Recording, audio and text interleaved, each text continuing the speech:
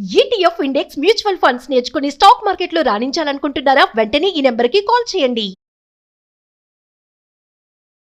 యుద్ధం ముదురుతున్న యుద్ధ మేఘాలు ఇతర దేశాలకు కమ్ముకుంటున్నా కానీ బంగారం ధరలు మాత్రం తగ్గుతున్నాయి. ఇది ఒక ఆసక్తికరమైనటువంటి పరిణామంగా కనిపిస్తుంది. గతంలో ఒక్కసారిగా పరుగులు పెట్టినటువంటి పసిడి తగ్గింది, మళ్ళీ లక్షకు వచ్చేస్తుందని అందరూ అనుకున్నారు. ఇరాన్ యుద్ధం మొదలైన తర్వాత ఈ ఊగిసలాట కొనసాగుతూనే ఉంది. అసలు ఏం జరుగుతుంది గోల్డ్ మార్కెట్లో? ఈరోజు ఫ్రైడే, మళ్ళీ రాబోయేటువంటి 2 రోజులు మార్కెట్ ఉండదు. ఎలాంటి ప్రభావం చూపించే అవకాశం ఉంది? దీన్ని విశ్లేషించే ప్రయత్నం చేద్దాం. మనతో పాటు మార్కెట్ ఎక్స్పర్ట్ ప్రశాంత్ గారు ఉన్నారు. ప్రశాంత్ గారు నమస్తే. నమస్తే అండి కిషోర్ గారు. ప్రశాంత్ గారు, గోల్డ్ అంటే ప్రతి ఒక్కరికి ఒక క్రేజియస్ట్ థింగ్. ఇప్పుడు లాస్ట్ 10 days నుంచి చూస్తున్నటువంటి పరిణామాలు, యుద్ధం మొదలైన తర్వాత తగ్గుతుంది, మళ్ళీ కొంచెం కొంచెం బలపడుతుంది. అసలు ఏంటి మార్కెట్ పరిస్థితి ఏంటి? గత 2 రోజులుగా అయితే తగ్గుతూ 160 1,60,000 దగ్గరకు వచ్చేస్తుంది అనేటువంటి సంకేతాలు ఇచ్చింది. మరి ఇవాళ ఎలా ఉంది? డెఫినెట్గా అండి, 2025 జనవరి 1 నుంచి ప్రపంచం మొత్తం కూడా స్టాక్ మార్కెట్ అంతగా రిటర్న్స్ ఇవ్వని టైంలో గోల్డ్ వైపు షిఫ్ట్ అయింది ప్రపంచం అంతా కూడా. 2025 జనవరితో మొదలు పెట్టుకుంటే దాదాపుగా 13 నెలలుగా గోల్డ్ చాలా స్టీప్ ఇంక్రీజ్ జరిగిందండి. దాదాపు 100% ఇంక్రీజ్ అయ్యింది. సో 2026 కూడా చాలా ఎక్స్పెక్టేషన్స్ ఉన్నాయి గోల్డ్ సిల్వర్ పైన కూడా. అందుకోసం మార్కెట్ మొత్తం కూడా దీన్ని చాలా నిశ్చితంగా పరిశీలిస్తుంది. మీరు అన్నట్టు ప్రపంచంలో అనిశ్చితి ఎప్పుడు ఉన్నా కూడా, అంటే ఏ యుద్ధ మేఘాలకు అమ్ముకున్నా కూడా, లేదా ఆర్థిక అనిశ్చితి ఉన్నా కూడా సేఫెస్ట్ హ్యావెన్ గా గోల్డ్ ని పర్చేస్ చేసుకుంటాయి గవర్నమెంట్స్ అయితేనేమి, institutional investors, retail investors. So ఆ రకంగా చూసుకుంటే మన గోల్డ్ డెఫినెట్ గా ఇప్పుడున్న పరిస్థితుల్లో పెరగాలి. సో గోల్డ్ కన్సిస్టెంట్ గా పెరగాలి, ప్రతి ఒక్కరు రిటైన్ చేసుకోవాలి. కాకపోతే వన్ అదర్ అసెట్ ఏంటి అంటే డాలర్ అండి. సో ఎప్పుడైతే ఈ యుద్ధం ద్వారా అమెరికా బలపడుతుంది అనే ఒక సంకేతం ఉందనుకో, ఖచ్చితంగా డాలర్ బలపడుతుంది. డాలర్ బలపడుతున్నప్పుడు గోల్డ్ మీద అంత ఆసక్తి కొంచెం తగ్గుతుంది. Gold position 2nd, 3rd, 4th వస్తుంది. ఇతర జపాన్ కరెన్సీస్ కానీ, జర్మన్ కరెన్సీస్ కానీ, స్విస్ కరెన్సీస్ కానీ ఇవి కొంచెం టేక్ ఓవర్ చేశాయి. సో ఈ డాలర్ బాండ్ ఈల్డ్స్ ఇప్పుడు మీరు చూసారంటే, యుద్ధం స్టార్ట్ అయినప్పటి నుంచి డాలర్ బాండ్ ఈల్డ్స్ కొంచెం రిటర్న్ రేట్ ఆఫ్ ఇన్వెస్ట్మెంట్లు పెరిగాయి, దాని మీద ఇన్వెస్ట్మెంట్లు పెరిగాయి. కాకపోతే గోల్డ్ మార్కెట్ కూడా ఇప్పుడు వెనిజువేలా లాంటి వెనిజువేలా నుంచి గోల్డ్ వచ్చేస్తుంది, మార్కెట్లో డంప్ చేసేస్తున్నారు. అలానే సిల్వర్ పెద్ద ఎత్తున చైనా రిలీజ్ చేస్తుంది మార్కెట్లో. ఇవన్నీ వస్తున్నాయి. వీటి ప్రభావం ఏమైనా ఉందా అసలు మార్కెట్ పైన? ఇవంతా ఊహాగానాలండి. ఎందుకంటే గోల్డ్ అనేది డెఫినెట్ గా ఇన్సూరెన్స్ అసెట్. అది ఏ దేశమైనా కూడా రిలీజ్ చేయదు. దేశం మరీ తీవ్ర నష్టాల్లో, శ్రీలంక లాంటి పరిస్థితులు వచ్చినప్పుడు మాత్రమే బెయిల్అవుట్ కోసం వాడుకునే సాధనాలు, వాటిని అమ్ముకొని ట్రేడింగ్ చేయరు. 1. 2, గోల్డ్ ని ఎవరు మైన్ చేసి తీసే పరిస్థితిలో లేదు. ప్రపంచంలో ఆల్మోస్ట్ 90% గోల్డ్ మైన్ అయిపోయింది. సో కొత్తగా ఇప్పుడు తవ్వి గోల్డ్ తీసే పరిస్థితులు లేదు.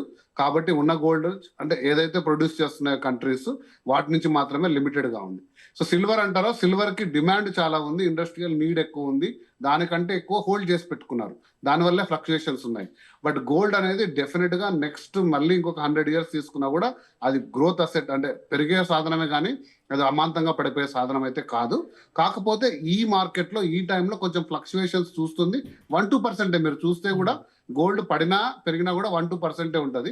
బట్ కన్సిస్టెంట్ గా మనం ఎప్పుడు ఒకటే చెప్తాను మార్కెట్ లో చెప్పినప్పుడు, జనవరి 1, 2026 1,40,000 గోల్డ్. సో ఒకవేళ మీరు ఆ రోజు మార్కెట్ లో చూసుకుంటే, ఈ రోజు కూడా స్టిల్ 15%, దాదాపుగా 15% రిటర్న్ ఇచ్చింది ఇన్ మ్యాటర్ ఆఫ్ 3 months. అంతే కదండి. జనవరి, ఫిబ్రవరి, మార్చ్ తీసుకున్నా కూడా ఒక 2.5 months లో 15% అంటే యాన్యువల్ గానే మంచి రిటర్న్ అనుకునే సాధనం. సో గోల్డ్ ఎప్పుడు కూడా లాంగ్ రన్ హొరైజన్ లో మీరు తీసుకుంటే ఖచ్చితంగా మంచి రిటర్న్ ఉంటుంది.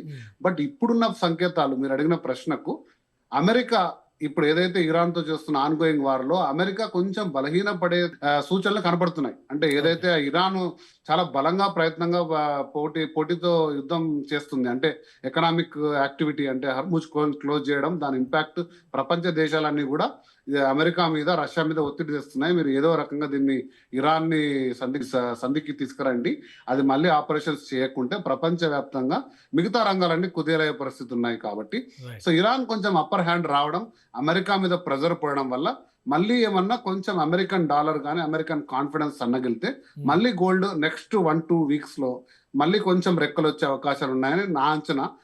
ప్రపంచవ్యాప్తంగా కూడా చూడాలి. మీరు అన్నారు ఈరోజు ఫ్రైడే 5,200 ఉన్నట్టుంది ఔన్స్, 28.5 grams, $5,200.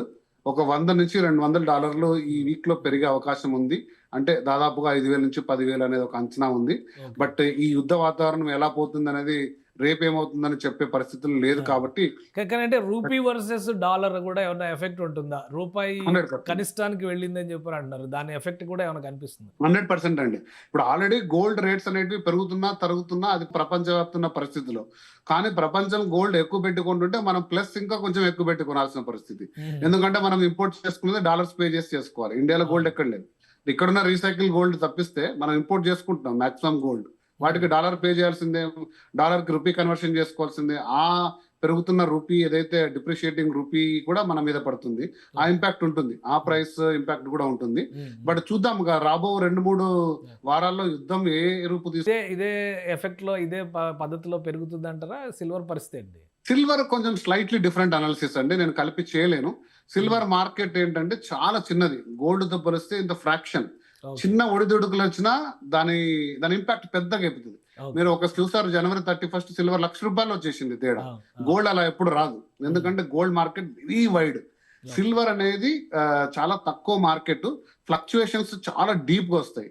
బట్ కన్సిస్టెంట్ గా మీరు కానీ సిల్వర్ ఇన్వెస్ట్ చేసి ఉంటే అది కూడా దాదాపుగా 1,60,000, 1,70,000, 80,000 ఉండే అది జనవరి 1 కి దాదాపుగా 2,70,000 వరకు ఉన్నట్టుంది.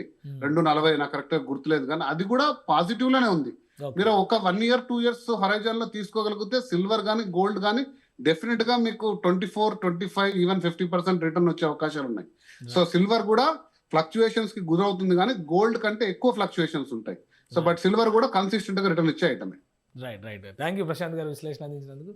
ఇరాన్ యుద్ధ ప్రభావం ప్రపంచ ఆర్థిక వ్యవస్థ పైన చూపిస్తుంది. అలానే అమెరికాలో డాలర్ బలపడడం అనేది కూడా బంగారం ధరల నియంత్రణ లేదా తగ్గడానికి కొన్ని సంకేతాలు కనిపిస్తున్నాయి. మరొక 2 వారాలు కనుక యుద్ధం కొనసాగితే అమెరికాలోనే కాదు ప్రపంచవ్యాప్తంగా బంగారు ధరలు మళ్ళీ రెక్కలు వచ్చేటువంటి అవకాశం ఉంటుందని ప్రశాంత్ గారు చెప్తున్నారు. ఇది స్పెషల్ డిస్కషన్. Keep watching.